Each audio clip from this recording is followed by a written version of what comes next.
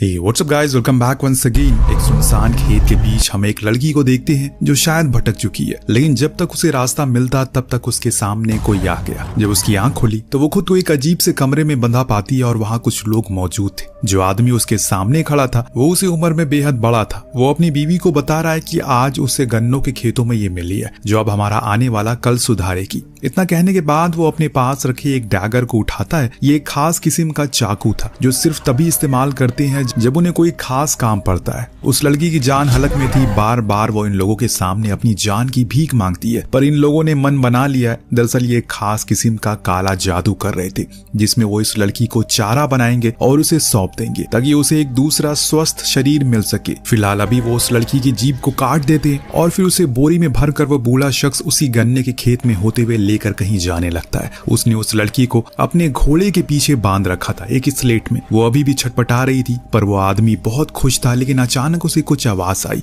जब वो पीछे मुड़ा तो देखा कि वो गायब है। कहाँ गई वो? उसे ढूंढने के लिए थोड़ा सा वो आगे गया, लेकिन अचानक उसे वो धुन सुनाई दी जो वो नहीं सुनना चाहता। ये एक सीटी की आवाज थी, यानी कि एक विसल। उस शख्स की घबराहट को देखकर पता चलता है कि उसे पता है कि अगर ये सीटी उसने सुन ली तो आगे क्या होने वाला है, और इसीलिए उसने स्लेट को अपनी घोड़े से अलग किया और वहां से तेजी से भागने लगा। परंतु अचानक वही लड़की उसके सामने प्रकट हुई और उसका सर धड़ से अलग कर डाला। अगले दिन हमने उसी रास्ते से गुजर रहे कपल, ये थे सेबेस्टियन और निकोलिया। दरअसल इन दोनों के बीच बीते कुछ दिनों से चीजें ठीक नहीं चल रही है। सेबेस्टियन के डैड की अभी मृत्यु हुई है और उससे वो थोड़ा परेशान भी है। आज वो अपनी माँ से मिलने के लिए अपने होम टाउन जा रहा है, पर बीच में ही निकोलिया ने कार को रोका। उसे एक चीज देखने को कही कि वहां पर राख की बारिश हो रही है। निकोलिया का कहना था कि ये चीज अच्छी नहीं है उनके लिए, ये बुरा संकेत है। पर सेबेस्टियन का कहना था यहाँ उसका पूरा बचपन बीता है, उसे पता है कि अभी जो मौसम चल रहा है उसमें यहाँ के किसान गन्नों को काटते हैं जो बच जाते हैं, नीचे के हिस्से को वो जला देते हैं। इस वजह से ऐश रेन हो रही है। तुम चिंता मत करो, चलो हमें देर हो रही है, माँ को तुम्हारी जरूरत है। अब निकोलिया उसकी बात मान गई। फिर दोनों घर पहुंच गए जहाँ पूरे रिचुअल के साथ डैड का फ्यूनरल किया जाता है। वहाँ निकोलिया को खेतों के बीच एक अजीब सी बूढ़ी लेडी दिखाई देती है जो नाच रही थी।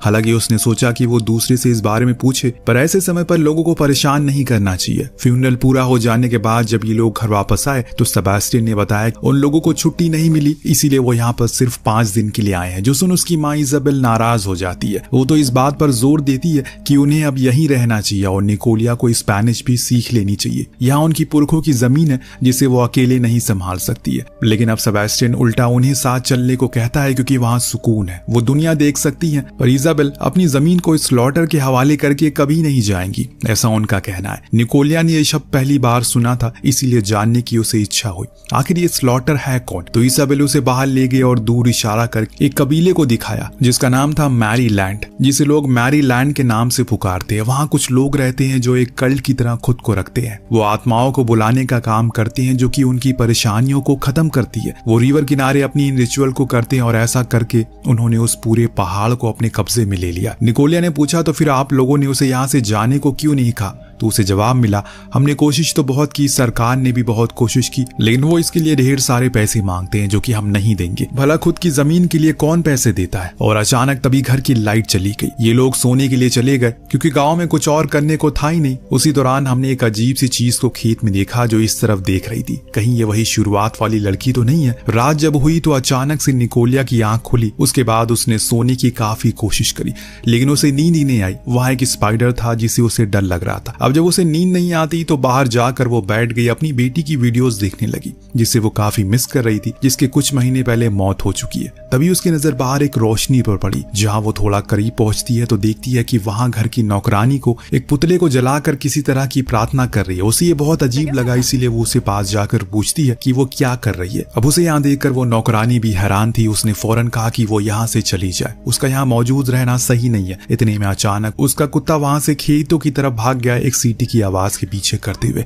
निकोलिया भी पीछे पीछे गई पर वो वहां उसे कहीं दिख नहीं रहा था। कई बार आवाज लगाई उसने। अचानक उसके सामने एक चीज तेजी से निकली और इस चीज से वो इतना ज्यादा डर गई कि फौरन भागकर घर आ गई। सुबह हुई, उसने सेबेस्टियन से कुछ शेयर करने का सोचा पर वो काम में इतना बिजी था कि उसकी बातों पर ध्यान नहीं देता। इसीलिए वो नौकरानी के पास आई और पूछने लगी क्या उसने उसके कुत्ते को कहीं देखा है? वो कल कल रात से ही गायब है। पहले तो नौकरानी ने थोड़ा पॉज लिया, फिर कहा कि घबराओ मत, अब निकोलिया को थोड़ी तसल्ली हो जाती है। कुछ समय के बाद वो अपने ससुर की बुक को पढ़ती है जिसमें एक किताब विचेस के ऊपर थी, पर तभी वहां इजाबेल आ गई जिसे उसे बुक ले लिया और कहा कि वो अपने पति से हमेशा कहती है कि ये सब बुक ना पढ़ा करे, खामखा दिमाग खराब होता है। इस बीच में उसने जमीन की बात छेड़ दी, वो बहुत ही ज्यादा है जो सेबेस्टियन और उसके बच्चे के काम आएगी, पर निकोलिया काफी अजीब बर्ताव में बोलती है उसके कोई बच्चे नहीं है और ना ही अब वो बच्चे करने वाली है। इससे तो ये साफ हो जाता है कि उसकी बेटी की मौत का उस पर गहरा असर पड़ा, जिसके चलते उसके और सेबेस्टियन के रिश्ते में दरार आ गई है। अब अपने कुत्ते के ना मिलने की वजह से वो खुद ही एक घोड़ा लेकर उसे ढूंढने निकल पड़ी। चलते चलते वो इतनी दूर आ गई लेकिन अभी उसे कुत्ता नहीं मिला। इतने में उसकी नजर सामने एक ब्रिज पर पड़ी।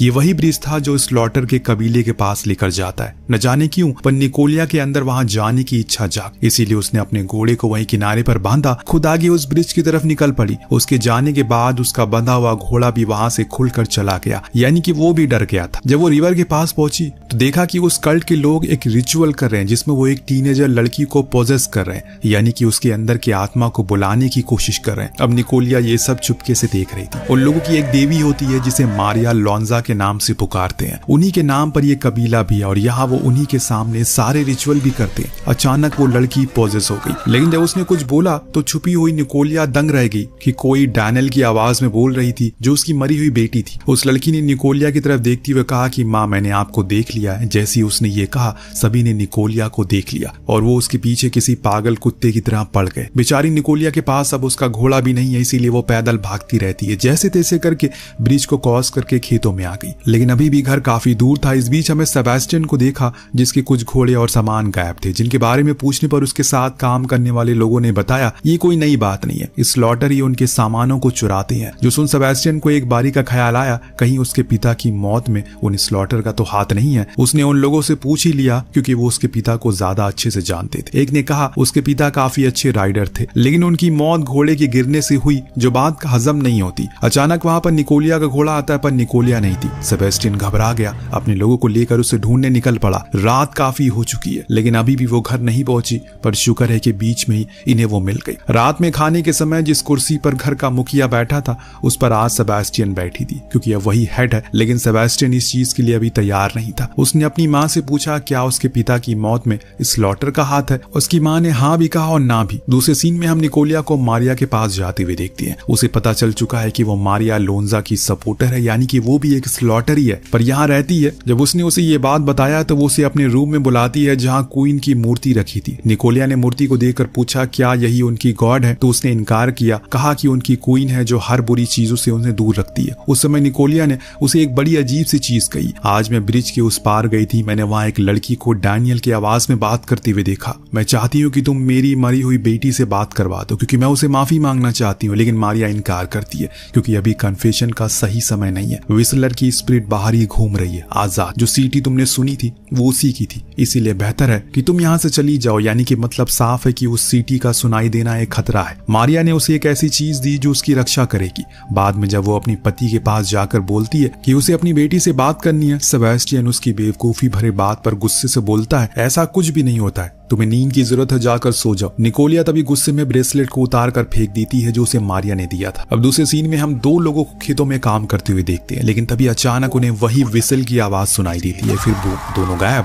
दूसरी ओर निकोलिया ने वापस से उस ब्रेसलेट को पहन लिया जिसने उसे कल रात में फेंक दिया था, क्योंकि अब उस जगह पर वो जा रही है जहाँ जाने से हर कोई डरता है, सिर्फ अपनी बेटी के लिए। वो स्लॉटर के सामने जा खड़ी हुई। वो लोग भी उसे यहाँ देखकर हैरान थे। उन सभी को पता था कि वो कौन है, पर निकोलिया ने कहा कि उसे कुछ बात करनी है। वो कुछ आदमियों से कहती है कि उसे एक कन्फेशन करवाना है जिसमें वो अपनी बेटी से बात करना चाहती है ताकि वो उसे माफी मांग सके। यहाँ पर हमें पता चलता है कि आखिर किस वजह से उसकी मौत हुई और वो इतने सदमे में है अभी तक। दरअसल कुछ रोज पहले एक दिन डैनियल को स्कूल नहीं जाना था क्योंकि उसके पेट में दर्द था, लेकिन निकोलिया को लगा कि जैसे हर बच्चे ड्रामा करते हैं स्कूल जाने के लिए वैसा वो कर रही है, लेकिन उसे सच में दर्द था और उसी दर्द के कारण वो स्कूल में ही मर गई। उसे गुस्से में अपना दम तोड़ दिया, जो चीज मुझे आज भी सही सोने नहीं देती, इसीलिए मैं उसे बात करना चाहती हूँ, प्लीज मेरी उससे बात करवा दो। पर इन लोगों ने इनकार कर दिया क्योंकि उनकी एक लड़की वो विस्लर के कब्जे में आ चुकी है और अभी न जाने वो कहाँ है। अब वो फिर से किसी दूसरे को पॉजेस नहीं करना चाहते। निकोलिया वहां से चली जाती है, लेकिन कुछ दूर जाने के बाद एक आदमी ने उसे पीछे से आवाज लगाई। वो उन्हीं में से था। उसका कहना था वो $8,000 लेगा उसके काम को करने के लिए। 2 दिन बाद वो डैनियल के सामानों के साथ आ जाए। निकोलिया बहुत खुश होती है। इस बीच सेबेस्टियन को अपने कुत्ते की कटी फटी लाश मिलती है, जो देखकर वो हैरान था। उसे यकीन था कि ये काम उन्हीं स्लॉटर का होगा। और तब उसके साथ वाले लड़के ने बताया कि उसके पिता की भी लाश ऐसी ही मिली थी, लेकिन उनकी माँ ने सभी से मना किया कि तुम्हें बताना नहीं है। कुछ समय के बाद निकोलिया वहां पहुंचती है तो सेबेस्टियन उसे चानू की लाश दिखाते हुए बताता है ये स्लॉटर का काम है, वो इतने बेरहम हो सकते हैं, मैंने सोचा नहीं था। अब तुम अकेले कहीं मत जाना। हमने देखा कि मारिया, सेबेस्टियन, निकोलिया और इजाबेल के कपड़ों के साथ कुछ ब्लैक मैजिक जैसा कर रही है अपने रूम में, और इधर ये तीनों खाना खा रहे हैं। उस दौरान सेबेस्टियन अपनी माँ से पूछ ही लेता है कि आखिर उसके पिता की लाश कैसे मिली थी, क्योंकि गांव वालों ने बताया कि जैसे आज चानू की हालत थी वैसे ही पिताजी की हालत थी। तो आपने मुझसे झूठ क्यों बोला? सवालों को सुन इजाबेल नाराज हो गई और दोनों में इस चीज को लेकर बहस भी हो जाती है। वहीं दूसरी तरफ हमने मारिया को खेतों के बीच देखा जहां वो रिचुअल कर रही है, लेकिन तभी पीछे से निकोलिया आ गई। वो उसे देखकर यहाँ हैरान नहीं थी। निकोलिया ने उसे पूछा कि आखिर स्लॉटर ने चानू को क्यों मार दिया, वो तो बेजुबान जानवर था। अब यहाँ वो पूरी कहानी खोलती है, असल में माजरा क्या है। उसे एक लड़की की कहानी सुनाई जिसे हंटिंग करना बेहद पसंद था, और जब वो शिकार करता था तो सीटी बजाता था। लेकिन एक दिन उसके पिता ने उसे अपने ही पेट डॉग के साथ कुछ अजीब हरकतें करते हुए पकड़ लिया, जिसके चलते उन्होंने उसे काफी सुनाया और 1-2 थप्पड़ भी मारे। जब वो लड़का शाम में घर लौटा तो उसके हाथ में कुछ मीट था, जो देख उसकी माँ काफी खुश हुई। उन्होंने तुरंत पकाकर खा भी लिया। उसकी माँ ने उसके पिता के बारे में जब पूछा तो वो कहाँ है, तो उसने बताया कि वो तो उनसे सुबह से ही नहीं मिला, और अगले दिन उन्हें उनकी लाश पेड़ से लटकी हुई मिलती है, जिसके शरीर को फाड़ दिया गया था। और तब उस औरत को पता चला कि उसका बेटा जो कल मीट लेकर आया था वो उसके ही पिता के ऑर्गन थे। गाँव वालों ने उस लड़के को बहुत टॉर्चर किया, और पर उसे कोई खास फर्क नहीं पड़ा। उन्होंने फैसला किया इसे जिंदा जला देना चाहिए, वरना ये औरों के साथ भी यही करेगा। पर उस लड़के ने अभी भी यहाँ तक नहीं भरी, बस विसल करता रहा। तब से ही लेकर आज तक उस लड़के की आत्मा यहाँ भटकती रहती है और ऐसे ही लोगों का शिकार करती है। निकोलिया के मन में एक सवाल आया, आखिर उसे वापस किसने बुलाया? उधर से जवाब मिला इस स्लॉटर ने, जिन्होंने उसे इसलिए बुलाया ताकि वो इन गांव वालों से उसकी रक्षा करे। पर खेल उल्टा पड़ गया।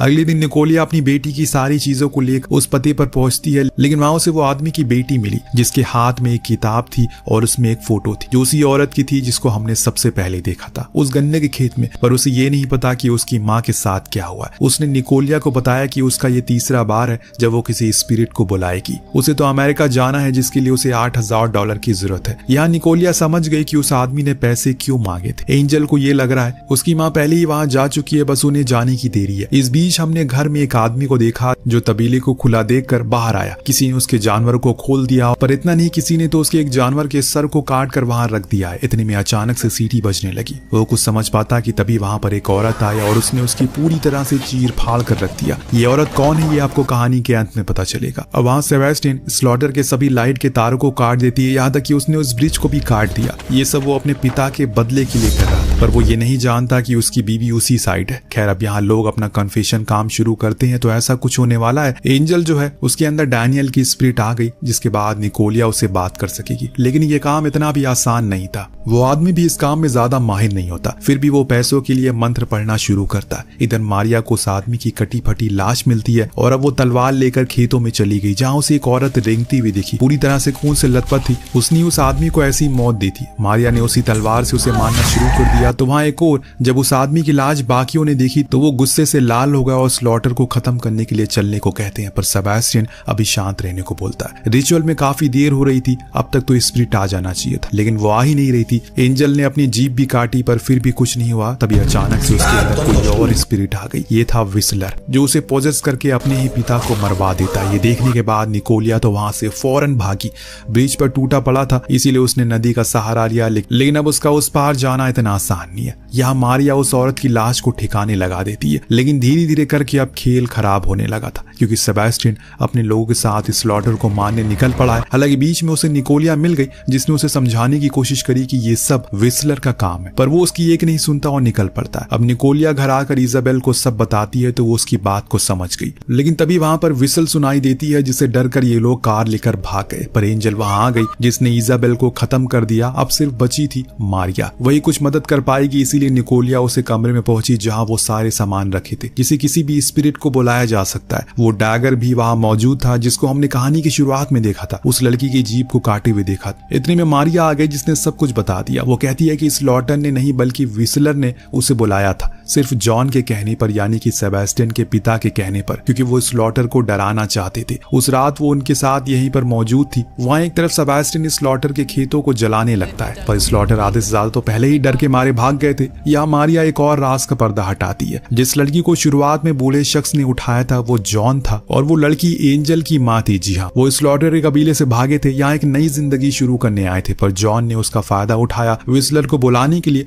पर चीजें बिगड़ गई और व्हिसलर जब वापस आया उस लड़की के रूप में, तो उसने सबसे पहले जॉन को मारा और फिर धीरे धीरे करके सबको मार दिया। लेकिन अभी उसने उस लड़की को जला दिया है, तो अब व्हिसलर की स्पिरिट जा चुकी है, क्योंकि बिना शरीर के वो रह नहीं सकती। निकोलिया बताती है उसके पास अब एक नया शरीर आ चुका है, वो एंजल का है, क्योंकि उसने शाम में कन्फेशन किया था। ये सुनकर मारिया डर के मारे वहीं गिर पड़ी, क्योंकि अब शायद उसे कोई रोक ना पाए। तभी निकोलिया ने कहा वो खुद को त्याग कर देगी, लेकिन एंजल को नहीं, क्योंकि वो अभी एक बच्ची है। उसके माता पिता पहले ही उनकी वजह से मारे जा चुके हैं, उसे तो खुद भी जीना नहीं है। अब मारिया मान जाती है और रिचुअल शुरू करती है। उसने उसे बताया उसे उस ड्रैगर को जलाना होगा, जिसे लेने व्हिसलर जरूर आएगा, क्योंकि वो उसका हंटिंग ड्रैगर है। वहीं दूसरी ओर स्लॉटर को भी अब सारी सच्चाई पता चल चुकी है, इसीलिए वो लोग इस तरफ आ गए। साथ में उनका सेबेस्टियन और बाकी के लोग मौजूद थे, सभी चीज से वाकिफ हो चुके थे और वहीं खड़े इस रिचुअल को देख रहे थे। जब व्हिसलर वहां आता है तो उसने सबसे पहले तो मारिया को मार डाला जब उसे कैद करने की कोशिश कर रही थी वो। हालांकि ऐसा करने में वो कामयाब भी हो गई थी। उसने एक केज जैसा कुछ बनाया जिसके अंदर एक बॉक्स था जहां निकोलिया थी, पर इस चीज को वो पूरा नहीं कर सकी और बाहर खड़े लोग अब इन लोगों के लिए प्रे कर रहे थे। अचानक से निकोलिया ने उसी डैगर से अपने जीप पर कट लगा दिया और ऐसा करते ही व्हिसलर उसमें आ गया, जिसके बाद वो आग की तरफ जाने लगी, क्योंकि जलाकर ही उसे खत्म किया जा सकता है।